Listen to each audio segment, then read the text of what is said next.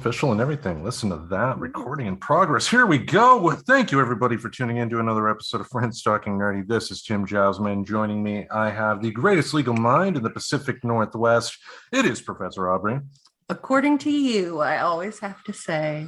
Well, I think it can accept that, of course. And also joining us all the way from Tennessee, it is Keeli. How are you doing? Hey, y'all. Doing good. All right, we are here to bring you another episode of the Friends Talking Nerdy Book Club. It has been a little bit, but this is a book that we definitely did want to touch upon. The biggest takeaway here is don't make a lot of plans during a busy summer school course. But more than anything, Shrill, tell us about our book that we're going to read, Professor. So for book club, this time we have read Shrill by Lindy West. And Shrill is an interesting book. It is a combination of essays, previously published essays, and coupled with the personal stories of Lindy West as she was experiencing those things that made her want to write those essays at the time she was writing them. So it's a bit of an autobiography coupled with essays, relatively political essays. And the book, as I mentioned, was written by Lindy West, who is a woman who was, I think she lives in LA now, but she was living in Seattle when she was writing for The Stranger and did a lot of her early writing there. And that's an alternative weekly newspaper that's been published in Seattle for a really long time, called The Stranger. Mm-hmm. She's also written for a number of other magazines and online journals, including Jezebel and GQ and other sources. And this book was the basis for a script that became a Hulu TV show by the same name called Shrill, which stars Adie Bryant from Saturday Night Live and is actually filmed right here in Portland, Oregon. We're the stand-in for Seattle, I guess. What else was I gonna? That's pretty much it. You were just giving the basic overview of her work, but and the basic gist of the book is she's a young writer, and it's the struggles that she goes through as a young female writer in Seattle as she tries to confront lots of things, all of the isms in the world, and that's essentially what the book is about. Okay, now what did you do in your summer vacation? No. We had a very busy summer around here. We had lots of fun activities, so we didn't do much reading. Well, before we dive into the book, being that this is the first nonfiction book that we're tackling on the book club here, I thought it would be nice to kind of toss it out there. What is our enjoyment of memoirs, autobiographies, and do we have any that stand out as like the shining jewels of the craft? We'll start with Keeli. I think my favorite memoir, autobiographical kind of stories are from David Sedaris. He is the way that he, just the storytelling craft that he is so good at, and the way that he uses humor and also like very dark humor to talk about, real things that happened in his life, and just kind of uses that as a vehicle to comment on society and culture and all kinds of things. He's really smart. He's really funny. It's got a lot of heart. It's got it all. Nice. What about you, Professor? Well, I love autobiography. It's one of my favorite things to read, and biography for that matter. And I've really enjoyed through the years the more, I don't know, like casual attempts at memoir. Like it used to be that the only people who wrote memoirs were great the great and mighty of us would eventually write down their life story. But like when people like Michelle T came along and wrote Valencia, which is her memoir, and just there's lots and lots of other memoirs, like Stone Butch Blues is a great one. The Diary of Emma Goldman is a really good one about anarchist Emma Goldman. And they just give you, like, you can learn about the facts and events of history, but unless you really get to see how people were living, it doesn't seem as real. And so I think that's why I like autobiography so much.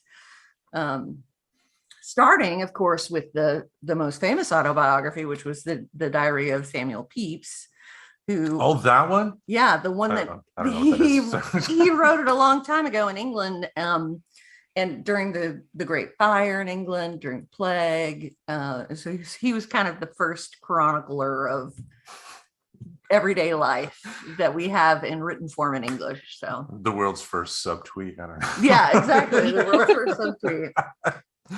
What about you, Tim? Do you like that genre? I do. I mean, on the bookshelf as we speak, at Powell's Books, I was able to get a nice paperback collection in a box of volumes 1 and 2 of the memoirs of Richard Nixon, which I've actually read before.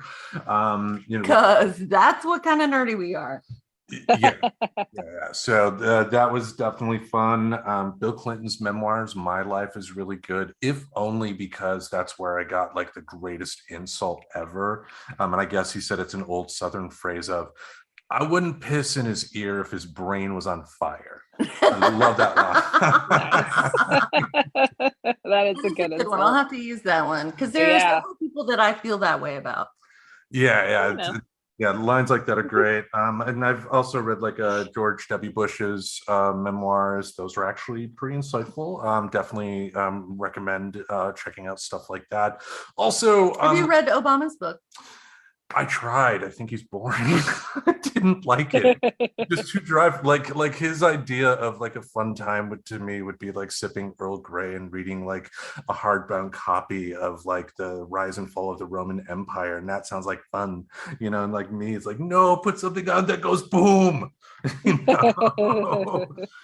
But ultimately, what I like to more than anything are reading like memoirs of like artists I respect. Like Pete Townsend put out his memoirs called Who I Am, which kind of detailed his life. He didn't talk about the time where I annoyed him, thank goodness. Keith Richards had great memoirs. A couple professional wrestlers even had some great memoirs. Mick Foley and Bret Hart. Not just the superficial, ghost written stuff they actually took the time to write out themselves. So, it varies on the person, but definitely memoirs, like you said, can give you a great insight into what it was like at the time. Now, obviously, being memoirs, you're hearing it from one person's point of view, and that reminds me too of another person, the works of Hunter S. Thompson. I mean, the man was a genius, and even though he was a reporter, and a lot of times his work was reporting on political events, you wouldn't know it if you read it because he threw a lot of himself into his work. That was the beauty of his gonzo journalism. So memoirs are definitely entertaining to read. For sure. Mm-hmm. Yeah. So some of the people you listed out were people who included political essays. So Hunter S. Thompson, for example, was not only, generating fiction that made you think about things, but was actually writing essays on salient topics. Yes. And that's what Lindy was doing. And so she talks about a number of political issues that were really continued to be hot button issues, but certainly were hot button issues in the mid 2010s when this book was published in 2015.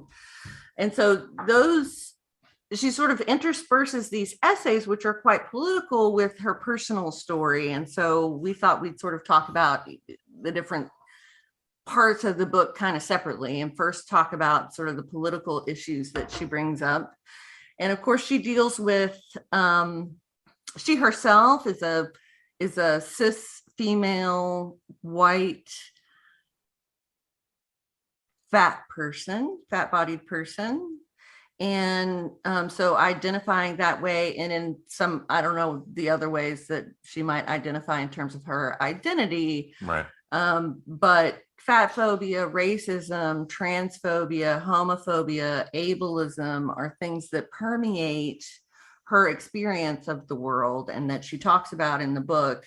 All sort of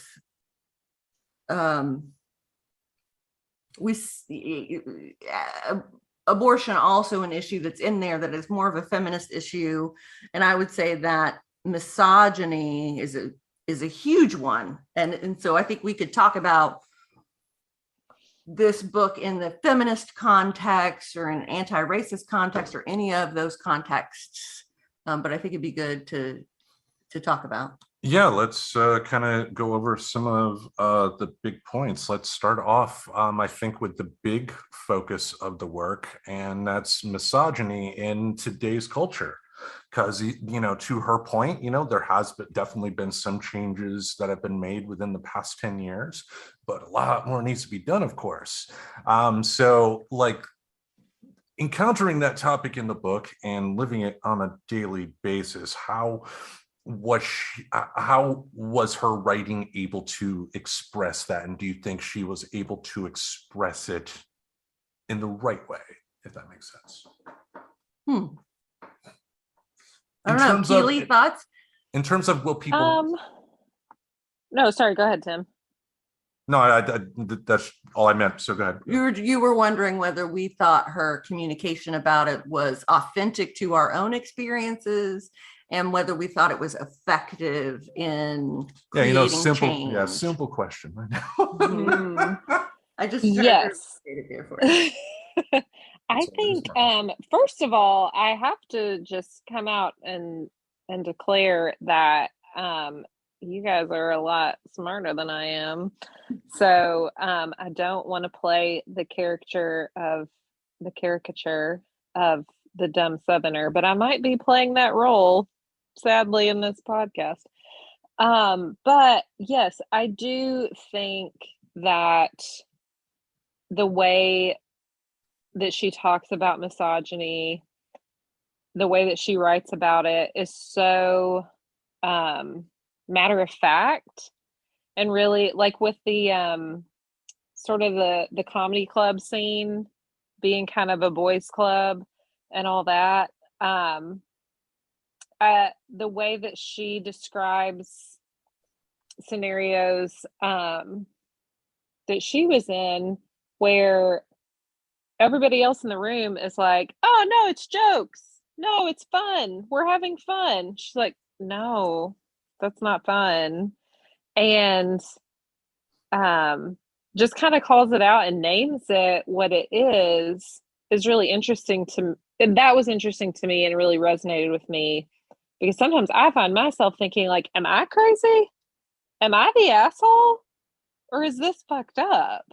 And sorry, can I say swear words? Yes, oh, absolutely. Yes. Okay.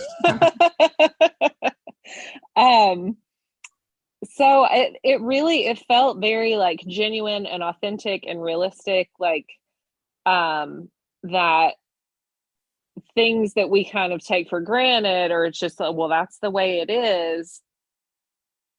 Yes, that's true. That's the way that it is, but it isn't the way that it should be. And it's kind of bullshit that that's the way that it is. So yeah, it felt very, like, authentic and I guess validating is the word that I'm looking for. It's interesting in that scene where she is arguing with the male comedians about whether rape jokes are funny, essentially. There's this assumption, right, that rape jokes are jokes to begin with, right? And so it creates this circular argument that jokes are intended to be funny and therefore all jokes are okay, as long as it's a joke. So she's having that conversation with a bunch of male comedians, and she really does a great job, I think, of meeting them where they are and trying to present the counter arguments for everything that they bring up. but it is so like real life that you get to the end of that and she's made all of these really eloquent and reasonable arguments, and the guys are still like, no, but it's just a joke. So she, gets nowhere most of the time. And I think that that's really true to life. Yes. It's like feminism in the 2020s is, we talk about it all the time, but we can't get to a point of agreement, like everybody agrees there should be equal pay, but nobody can figure out something that everybody can agree we should do about it.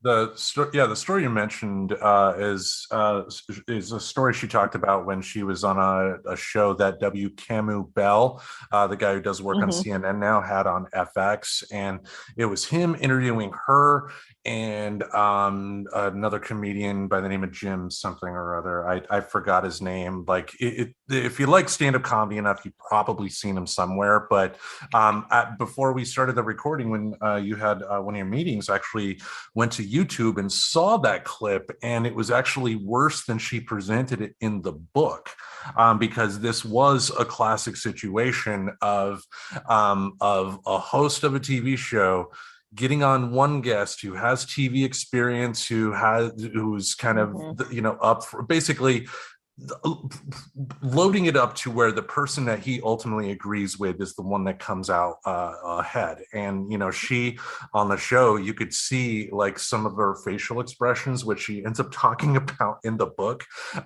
She was cut off a lot. And like, have I seen that happen to female employees that I've worked at on the retail level and on the computer repair level especially? Yes, I have. And that, as a guy reading this, I can say I did appreciate how good I think she was able to kind of interpret it into male speak, I guess, so that guys could kind of see, okay, I get what you're saying, if that makes sense. Yeah, I think she makes really great arguments throughout the book. I guess I do have a little bit of criticism, and we can talk some more about the specific issues that she was talking about. But for me,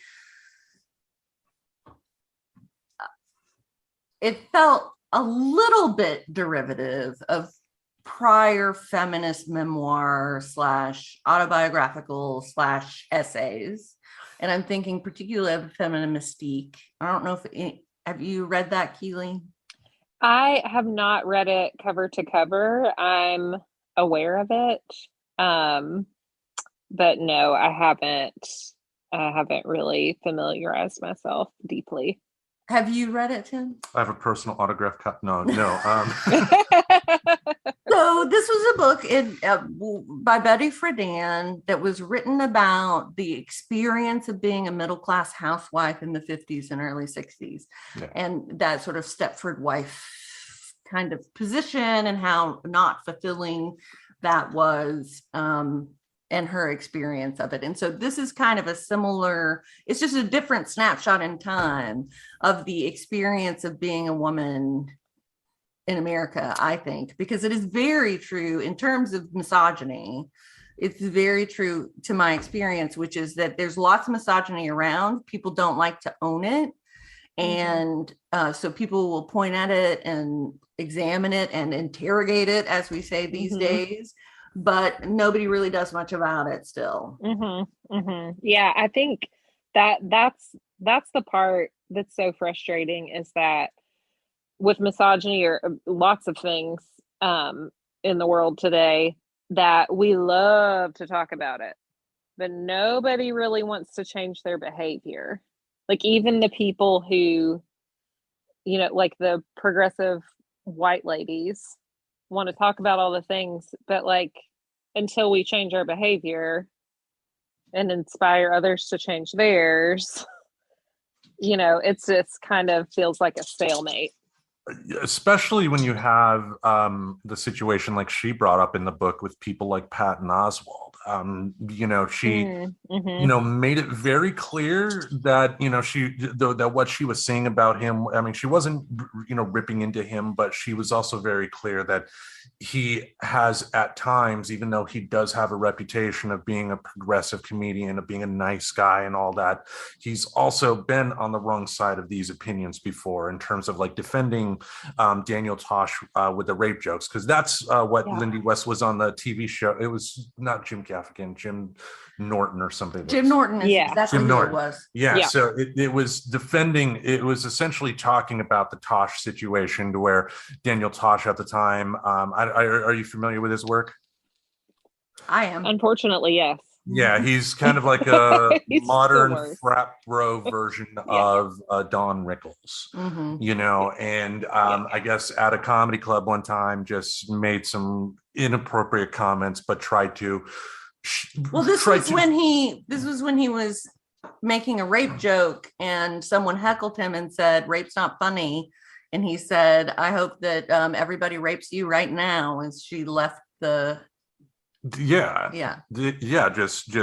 it wasn't a joke, it was inappropriate, and just putting her, in that woman, in the audience, in a spot to where she had to be wary that the white guys that were drinking lots of beer could potentially be after her. I mean, come on, it shouldn't have happened. He shouldn't have been defended. But then you had people like Patton Oswalt, kind of doing the comedians by defense. It seems like they want to come out and not take some of them don't want to take responsibility for their words. They think that as a comedian they can say and do whatever they want, which they can, but they're not seeing the point that the best comedians are ones that are not putting people down, they're building people up. Like I spoke to you about people that commonly are going to be the ones that take Jim Norton's side in the argument, will bring up people like Mel Brooks in Blazing Saddles.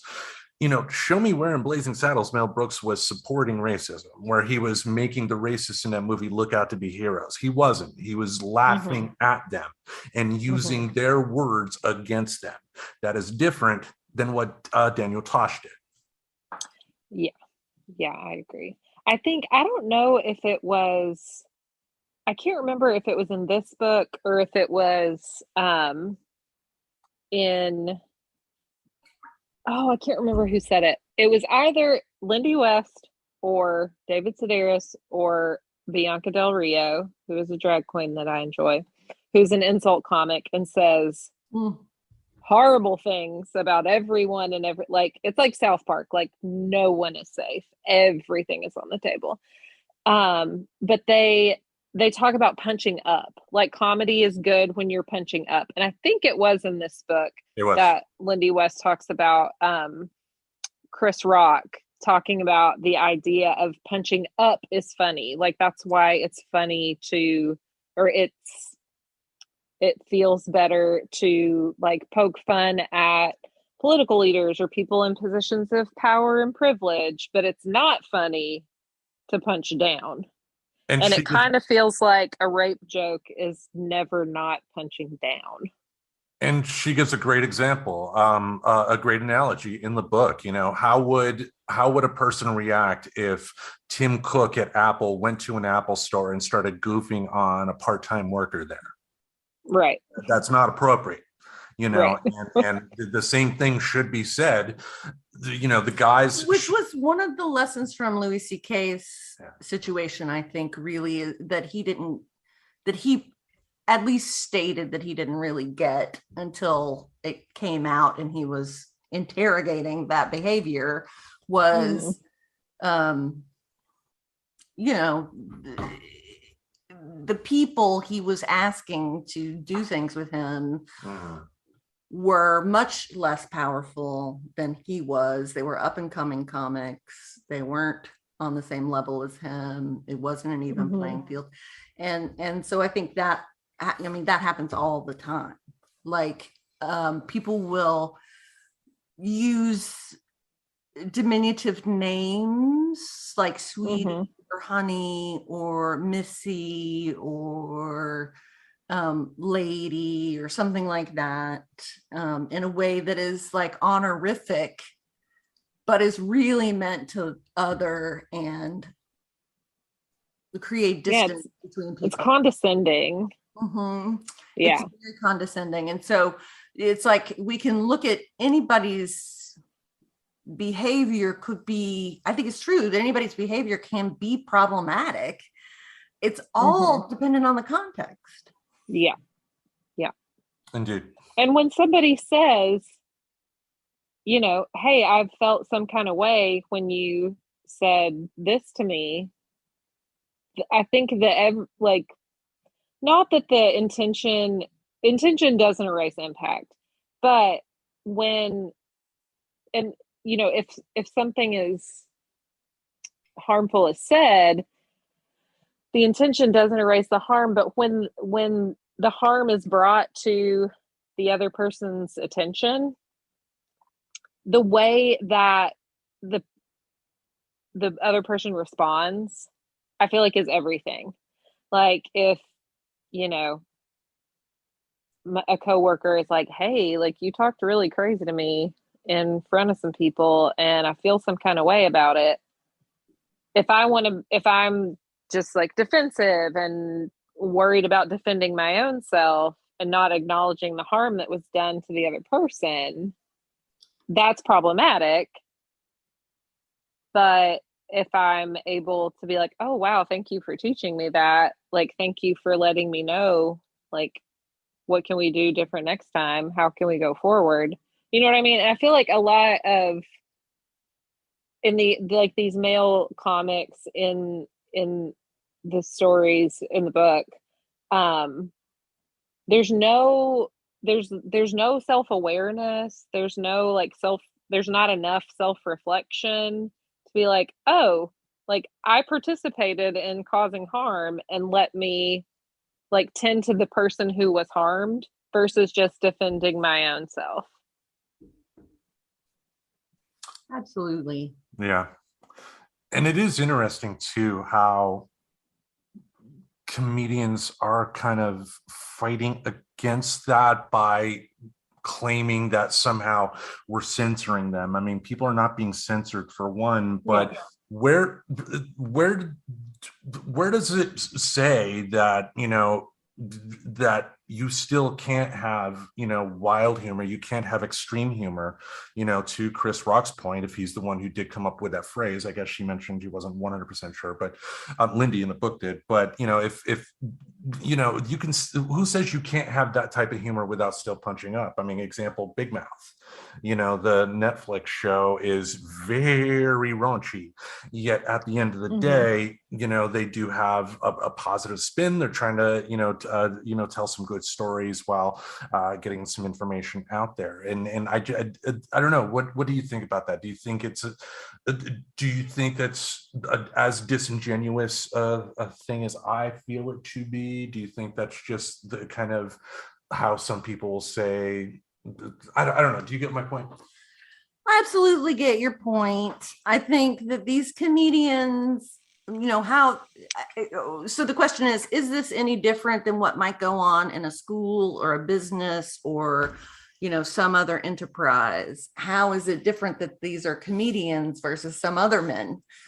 And I think the only difference is that they are good at talking.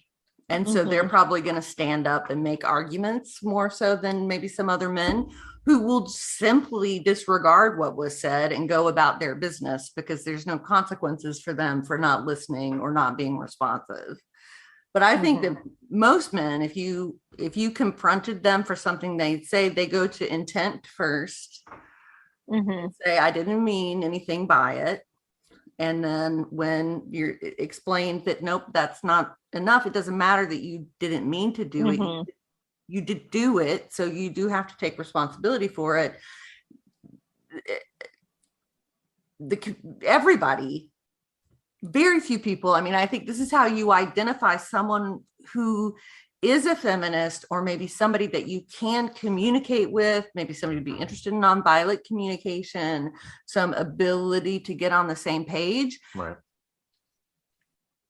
They're pretty few and far between. I try to capitalize all of them. Yes.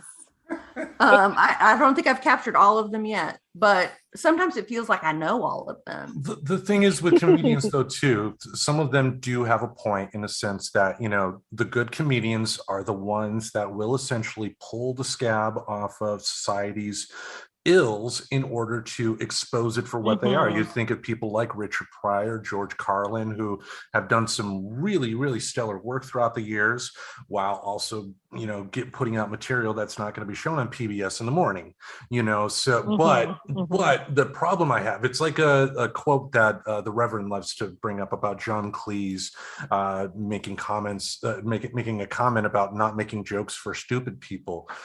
How do you necessarily know though that you're not the stupid one? You know, if you're Right.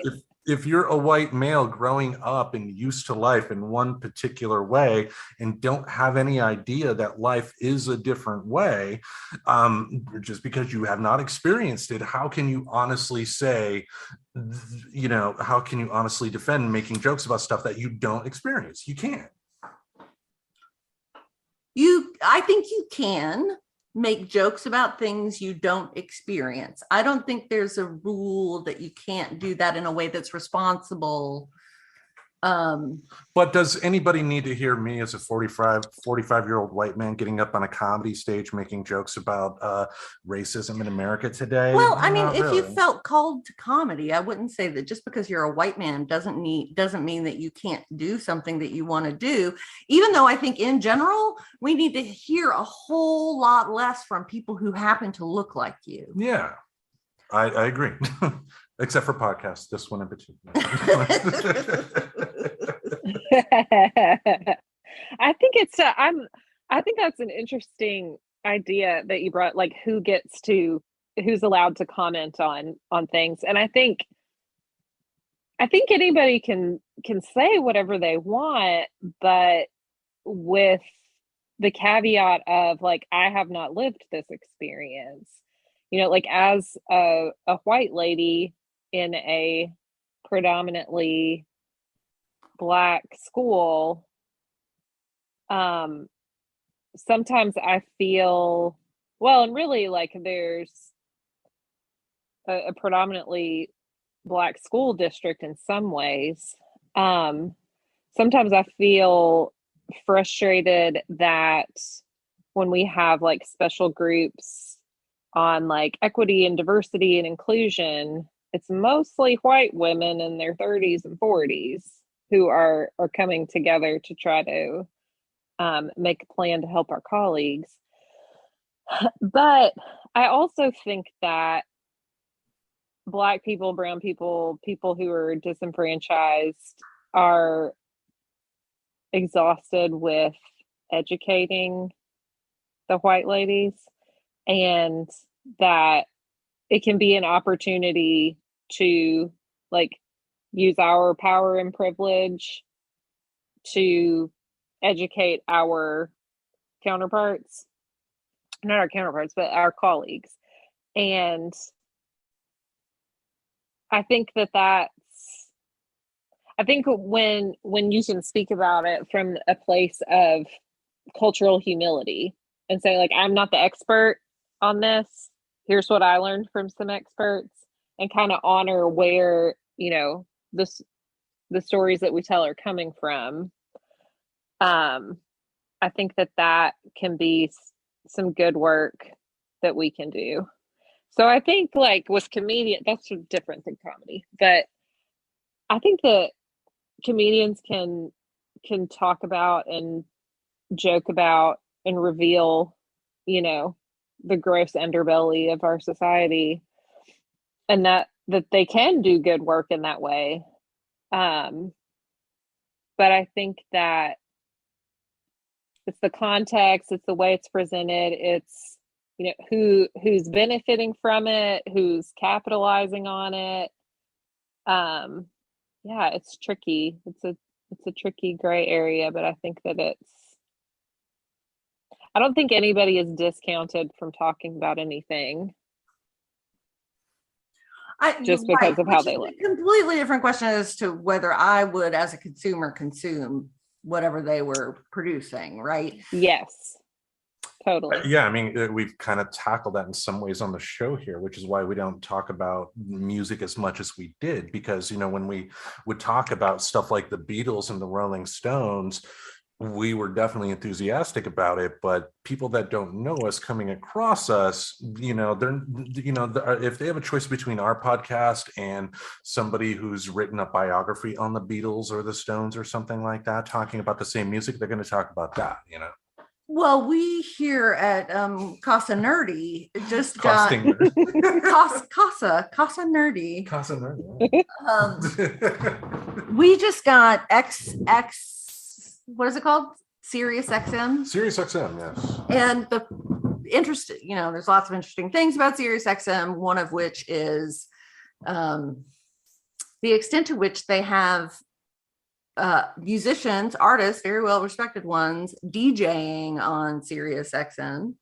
So that would be similar to what you're talking about, being able to hear what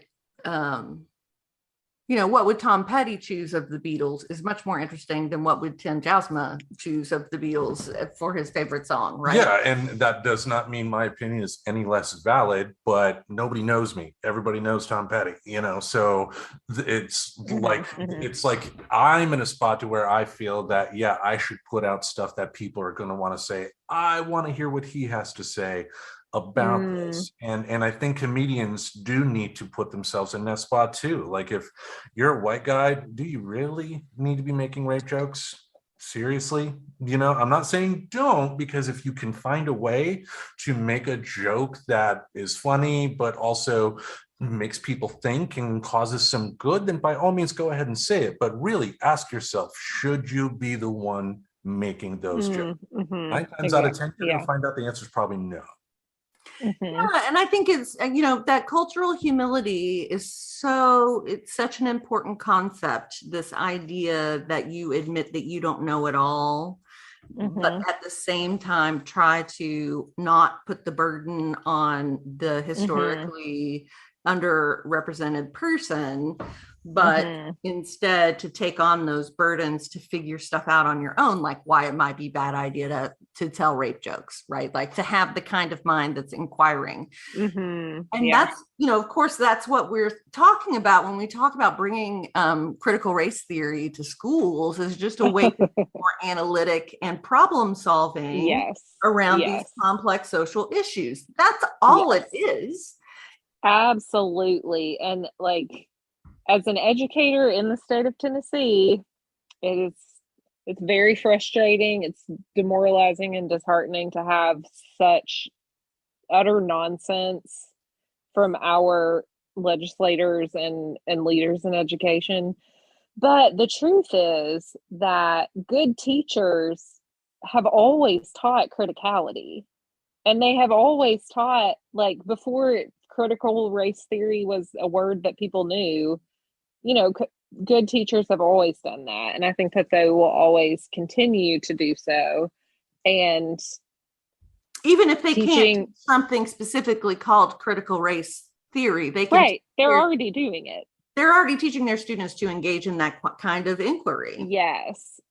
And teaching I think for teachers examining our own, the materials that we use, the way that we present lessons to students, and really taking on our own criticality and like refining that is hugely important. But like teaching children to think critically is one of the foundational things that we need to do in education. And so whether it's, about race, or which is a human construct that became a thing in the 1500s and 1600s. Like, this isn't, I was reading an article from the African American same time period history. The same time period that gave us corporate personhood, actually. Yeah. Lots of great stuff from the 15 and 1600s that we still are fucking our lives up with. Yeah, it's crazy. So I think that I'm glad that in some ways, I'm glad that there's so much conversation and debate about critical race theory, because the state of Tennessee has made it against the law to teach critical race theory. I think it's actually bringing a whole lot more attention to it, and forcing us as educators to be a lot more intentional with our own criticality and how we're teaching critical thinking to students. I wish that it didn't take something as stupid as this legislation, but the truth is that more conversations are happening that probably wouldn't have happened otherwise. And I think they're really kind of shooting themselves in the foot. Aren't they really just honoring, a time-worn tradition in Tennessee of engaging in bizarre educational arguments? There. Yeah, we don't have a grand tradition. Wasn't a Scopes trial. Yep. Oh, Yeah. The whole Scopes thing. Yeah, it's bonkers. But I think the fact that we are talking about it at all is a good thing. And I think that most people in classrooms, most grown-ups in classrooms teaching students, are not going to change their teaching to adhere to some nonsense. Does that make sense? Yeah. I mean, good teachers know as much about how to manipulate the systems in which they have to exist as they do about teaching, because they can't teach unless they can navigate those systems. I don't think. Yes. So it's interesting. I think the other big one besides misogyny in the book was fat phobia. And I think Lindy is one of a handful of people who write on that topic. And I follow it quite closely as a fat body person, that area of discourse, and all of the things that she talked about were very familiar. And with the whole chapter on flying while fat, there's been, it's just, as a 6'5" person, I can relate somewhat, because they don't make seats for me either. But yeah, like Kevin Smith of all people had been kicked off of a plane just because the people on the airline's staff said that he couldn't fit in a seat, so they kicked him off the flight. This was before his heart attack and everything, but which is irrelevant to the airport story. But he still, he definitely experienced that. And fat people in this country, even today, still have. It's one of the few groups that people can still get a quote unquote cheap laugh on. Right. Yeah, totally. So I thought that was really good. But I think, she, as we have sort of started talking about our own personal experiences, like Keeli and I are both in education. And so we sort of will tend to talk about how these issues affect education. But, she's got some really compelling personal stories herself about how she discovered these issues. And I think she's really transparent about, I made some really bad decisions, or I wouldn't have done it this way if I had it to do over again, because she learns these huge lessons through these personal experiences. And that was part of the book that I enjoyed most, probably, were the personal stories in her personal life. What about you, Keeli? Any parts of the book stick out in terms of how she was able to bring up her personal life and kind of intersect it in with the point she was trying to make? Yeah, I think that what you just said, Aubrey, about like fat phobia, and the story with what's the name of the man that was her boss that did Dan all Savage. Savage, yeah. Yes, thank you. Dan Savage was actually a guest judge on RuPaul's Drag Race one Really? season. Yep. Yeah. And I actually knew of him from that before I knew of him from other things. Really? Yes. I've known of him since he started writing his advice column, which used to be in the Metro Pulse way back in the day. Yeah. That's probably where I saw him, was in the Metro Pulse, which is the weekly alternative newspaper in Knoxville, Tennessee. Oh, cool. Mm-hmm. So when she's talking about when she's emailing back and forth with him because she kind of confronts him about like his blog post, and really just the way that fat phobia is couched in like, we care about your health. Like, we want you to be healthy. Stop being a drain on the healthcare system and the taxpayers. When she's emailing back and forth with him, and she describes what she thinks she said was, "Hey Dan, you said this. It hurt my feelings. Can you, like, can we not talk like that anymore?" But then when she went back, when she's writing this book, and she reread the actual text of the email, and it's just like scathing and very she didn't come across the way that she meant to. More aggressive. And I really, she wanted to. yes. Mm-hmm. Yeah, like more aggressive, more sarcastic, more just kind of cutting. And that is, I deeply identify with that because I have a more aggressive personality and will say things that I think are just like clearly true, and the other person is like, whoa.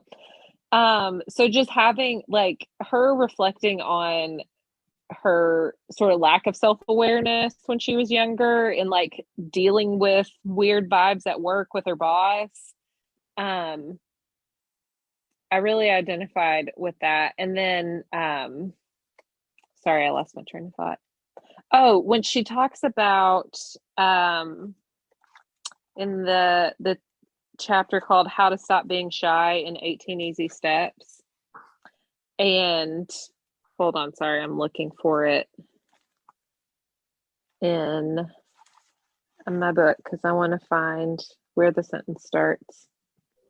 But she's talking about how there are, when it comes to like fitness and nutrition and healthy eating and stuff like that, there's no magic bullet. There's no, like real change is imperceptible and it's really hard. And that if any of these like Weight Watchers programs and things like that, if any of those types of programs actually did what they said that they do, then no, but none of those people would have a job. They would work themselves out of a job.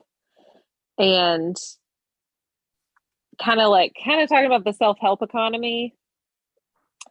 But I feel like as that kind of like touched on something for me, because I don't really identify as a fat-bodied person, but I also am not a thin or like fit-looking person.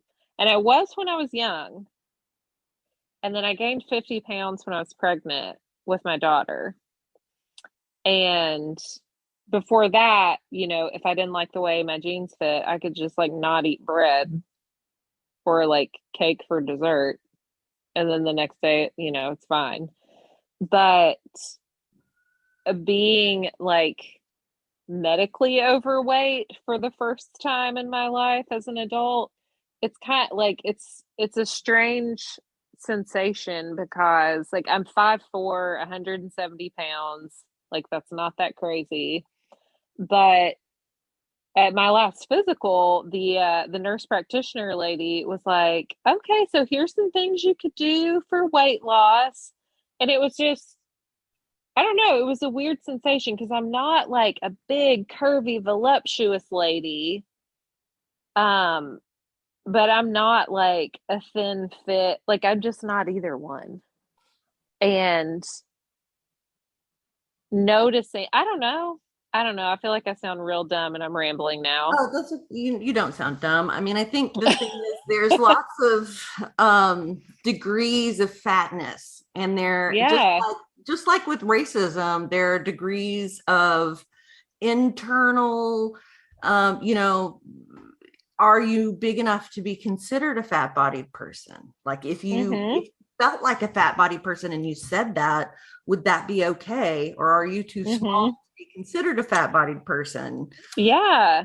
And like, isn't it a known fact that what they use to judge whether you're overweight or underweight anyway, the BMI, the body mass index, is complete garbage? It's total garbage. It was made up garbage from the turn of the century, and they just have like carried it forward. Yeah, so even though someone like I'm technically obese, even though I'm not, and if I was, that'd Yeah. be fine too. But it's just the body mass index, the thing that we're, kind of judging this on, is Mm-hmm. literally made by like a snake oil salesman or something like that. Yeah, It it's just has some no made up. base. I mean, it is just as smart as phrenology, which is when they said that your whole life is determined Yeah. by the knots and bumps on your head. Like we've had lots of really stupid medical ideas, and BMI is Yes. one of them. Mhm. And obviously, it's not a useful tool, given that this is like becoming more mainstream. People being fat bodied, like Mm-hmm. it's not fewer and fewer people being fat bodied. It's more and more people being fat bodied. So Yeah. Mm-hmm. I remember as a kid, like my mother showed me a picture of her from like a couple years previous. And, she said, haven't I lost a bunch of weight? And I was like 8. And I said, I didn't notice. And then I remember her getting like really upset. And Mm. like from an early age, I, learned that just what negativity women can encounter on a daily basis from people that are ignorant, because again, we have this notion in our society that you can only look one way to look beautiful, and usually that's a young, Mm. skinny, and white. And if Mm-hmm. you are Mm-hmm. any sort of deviation outside of that, there must be something wrong with you. and gender Gender conform roles. conform to the Mm-hmm. gender stereotypes. You also have to do that to be beautiful. Very seldom there'll be an androgynous looking person, but most of the Yes. time you have to either be very femme or very masculine. Yeah, Yes, yeah. yes, yes. I think my favorite thing that she says when she's talking about like her, her body and health and all that type of thing. And I wrote it down on a post-it and I put it on the front of my book. She said, you cannot take good care of something you hate.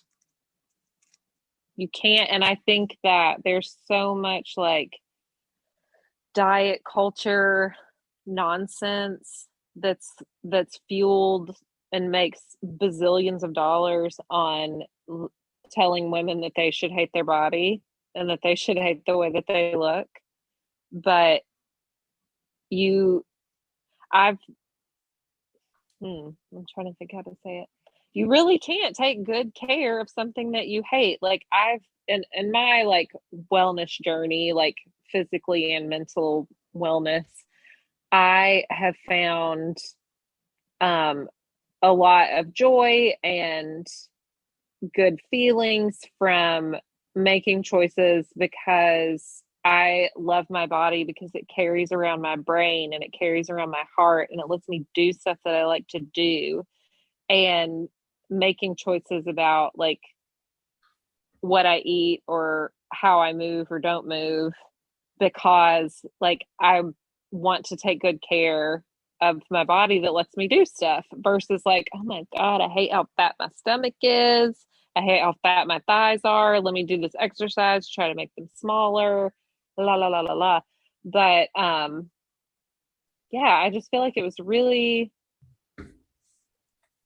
that's I think we've gotten a to a quote very that I'm going to strange take with me.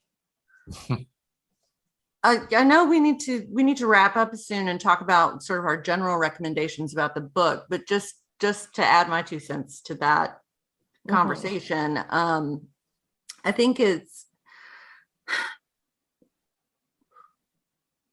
one of those uncomfortable things where we haven't quite figured out a way to reconcile our views on health and views on what people look like. Like we have married so closely together at this point that you either look healthy or you're screwed. Like if you don't look healthy, it will be assumed that you are unhealthy and service will be denied you. And I have had that. I have lived experience of that happening by medical providers, and it's enraging when that happens. And she talks about that sort of thing in the book too. But let's leave all that aside and just say what do we think of the book sort of writ large, and whether we would recommend to a friend that they check out Shrill by Lindy West. What do you think, Tim? Okay, I definitely recommend it. I would even go so far as to say to the gentlemen of the audience, this is probably the type of book you want to read to get some insight. Talk to your female friends first and foremost, but reading books like this will give you empathy. You're going to find out what it's like on the other side of things, because like I know for me in the 90s, I was a part of that culture, with like professional wrestling, with Howard Stern, with that type of confrontational type of roasting type of humor. And in some ways that can still be fine. But, I was definitely guilty for a long time of not taking the time to step back to think, should I be saying a silly joke like this, or is this really going to, hurt somebody's feelings? And I think for guys like that, especially, take the time to read this book and just reflect on you and your actions as well, because like Patton Oswalt, again, you may not be totally familiar with him, but what his general demeanor on Patton is somebody who's a nice guy. But as Lindy said, even nice guys can still do some bone dead stupid things. And I think to be a good human being, take the time, read a book like this, and just ask questions, and just try and be an empathetic soul. Thank you. I'll reserve my thoughts. But Keeli, what do you think? I think that it is required reading. I enjoyed it so much. I have a print copy, but I also listen to the audiobook that Lindy reads, which I love for any kind of memoir. Love to hear the author read it themselves. But yeah, I can't believe that we've been talking about it for an hour already. Like the time has flown, which I think is a great indication that there's a lot of good stuff and important things to think about and talk about. And she's really funny, and it's fun. That's what I was going to say in response to what Tim said. Absolutely. I mean, I agree with both of you. I think it's a great book and just really a fun read. Like, she's irreverent and she's very good at arguing, and I think her dialogue is good. Now, Keeli did bring up something that we both forgot about that you did want to bring up. We listened to the audiobook as well, and you had a unique reaction to it. I didn't like it.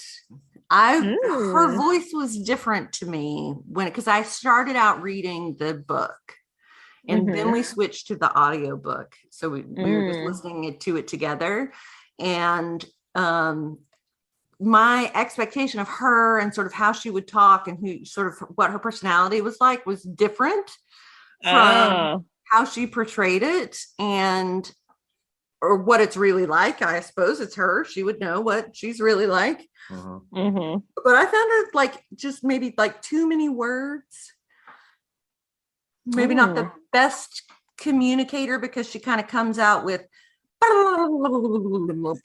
Yeah, like the analogy I gave. The analogy I gave her would be like, if I was writing a scene of Aubrey and I talking, I would go into like a 4-page digression into Aubrey's Polar Seltzer, how that was created, shipped to the store, and how we bought it. Yeah. And to that point, I agree. To a point, yeah. To an extent. I mean, yeah. Overall, I love the book, and like I said, I think she's funny. But that was just every once in a while, I was just like, just use fewer words to say the same thing. Yeah. It's a nitpick. Yeah. I think I really like, I love the footnotes, like just really funny little footnotes, like this page that I'm looking at right now, where she says, all these different like Greek yogurt things or whatever. It's just that sadly there are no magic bullets. And then the footnote at the bottom of the page is, except for lean cuisine, French bread, pepperoni pizza, which is an edible poem. It's just smart, funny, and I don't know. I like reading the footnotes better than I like listening to her read those types of things. That French bread pizza was really good back then. Yeah. It's no joke. Frozen French bread pizza. Yes. It's so good. Have you had it lately? I haven't had it for many years, but we like to get the French bread loaf at the grocery store and cut it in half and make our own French bread pizza with just ragu and mozzarella and pepperonis. That sounds great. Get you together. It's delicious. Yeah. Sweet. I'll have to try. All right. Well, I think that ending things on talking about French bread pizza is definitely a way to wrap things up here. But thank you all once again for listening to us talk about books here. Again, the book we talked about is Shrill from Lindy West. Definitely recommend taking the time to either read it or listen to the audiobook. There is also, as the professor mentioned, a television show on Hulu that is based on the book. It's based on the book. It's a very different experience from reading the book or listening to the audiobook because it's presented just as sort of serialized story of her life. But it's really good. I enjoyed the TV show. Yeah, it definitely has some good actors. I like it too. Yeah, what was her name? The woman. Adie Bryant. No, the woman from Saturday Night Live who did Pat. Julie. Oh right, Julia Sweeney. Yeah, she's great. In the 90s, she actually did a one-woman show that Quentin Tarantino ended up producing and filming for a film talking about her battles with like cancer and whatnot, but really, really good. And she's a noted atheist too. Oh, well, excellent. Yes. Oh, and Patty Harrison. Patty Harrison's in the show. Who did she play? She was in that movie that I saw. She's her friend at work. Yeah, the one that was in a movie Together with the guy from The Office that I saw at the Laurelhurst. Oh, the young lady. Is she the secretary? Yes. Yeah, she and Patty is the trans woman, and her character is so. I love the character. I don't know if it's really relevant to the book. I just really like Patty Harrison, and I think her character is real funny in the show. Well, give it a watch. And once again, thank you all for listening to us. Every Wednesday and Saturday, we are going to have something in this podcast space to entertain your ear holes. Until we see you again, we bid you adieu. Bye. Subscribe to Friends Talking Nerdy on iTunes, the Google Play Music Store, as well as Spotify. Remember to support Friends Talking Nerdy on Patreon. Goodbye, darling.